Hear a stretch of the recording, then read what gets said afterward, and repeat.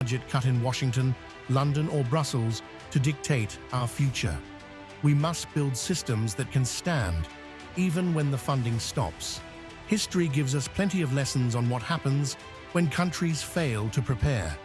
We cannot afford to make the same mistakes. 2 wake-up calls. Jamaica must pay attention to.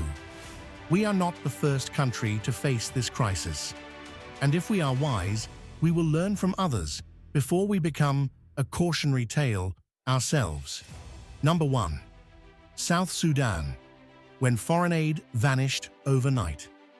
In South Sudan, foreign aid once accounted for over 40% of the national budget.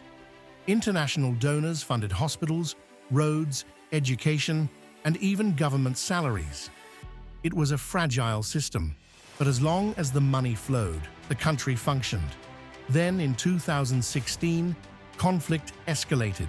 Donors cut their funding almost overnight. Hospitals shut down. Schools closed. Farmers lost access to critical supplies. The country spiraled into one of the worst humanitarian crises in modern history. Not because foreign aid was cut, but because it had never been designed to be sustainable. Jamaica must avoid this mistake. Every project funded by a foreign government must have a long-term sustainability plan, one that ensures it can survive even if external funding disappears. Number 2. Haiti. Decades of aid, no progress. Haiti is another example we must pay attention to. After the 2010 earthquake, billions of dollars in foreign aid poured in to rebuild the nation. International organizations took control, running everything from hospitals to food programs. And yet more than a decade later, Haiti is still one of the most aid-dependent countries in the world. Why? Because too much of the aid was designed to be temporary. The programs never transitioned to local ownership, never built lasting institutions, never empowered communities to sustain themselves. So, when donors pulled back, Haiti crumbled again. Jamaica must not follow this path. The answer is clear. We must ensure that every foreign-funded initiative is designed to outlive the funding itself. What Jamaica must do now? If Jamaica is to thrive, we must shift our mindset. We must stop treating aid as a permanent solution and start treating it as a tool for self-reliance. This means that every foreign-funded project moving forward must have sustainability built in. It means ensuring that local government and parish councils, businesses and communities co-fund or take ownership of these projects.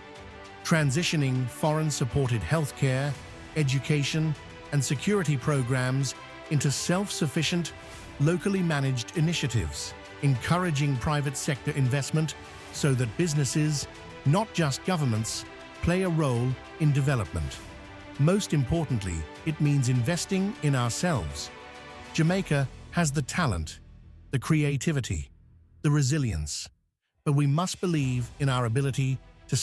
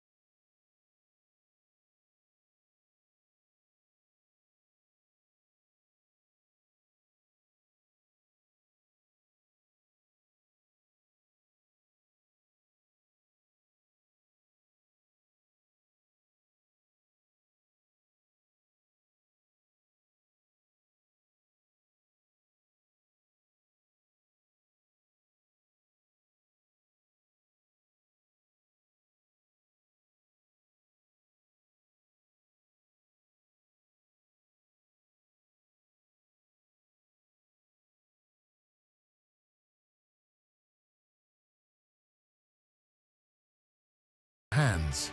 So, what will we do? Will we wait for the next crisis to remind us that aid can vanish at any time? Or will we take action now, ensuring that we never again have to beg for help when funding disappears? The choice is ours. Jamaica has always been a nation of fighters, of survivors, of people who rise against the odds.